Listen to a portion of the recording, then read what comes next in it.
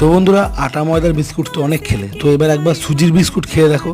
তো এইভাবে বানিয়ে বাড়িতে তুমি খাও, তুমি খেলে তো মজা পাবে। বাড়িতে যদি কোনো ছোট বাচ্চা থাকে তাকে দেবে, সে খেয়েও মজা পাবে। তো কীভাবে বানাচ্ছি দেখে নাও। একটা কড়াই গরম করে তার মধ্যে 1.5 কাপ মতো সুজি দিয়ে দিলাম।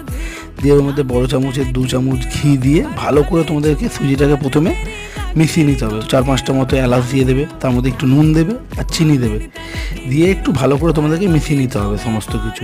মিশিয়ে নেওয়ার পর ওর মধ্যে দুধ দিয়ে যতক্ষণ না সুজিটা শক্ত হচ্ছে ততক্ষণ তোমাদেরকে একটু নেড়ে যেতে হবে। তো এরকম শক্ত হয়ে গেলে তারপর একটা পাত্রে ঘি নিয়ে সেটাকে ভালো করে চারিদিকে লাগিয়ে দেওয়ার পর সুজিটা এর মধ্যে দিয়ে দেখো ওপর দিয়ে বাদাম ছিটে একটু শক্ত করে নিতে হবে।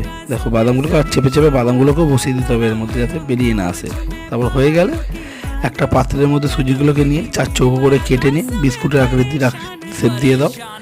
দেওয়ার পরে একটা পাত্রে আবার ঘি নিয়ে এই সুজির বিস্কুটগুলোকে একটা একটা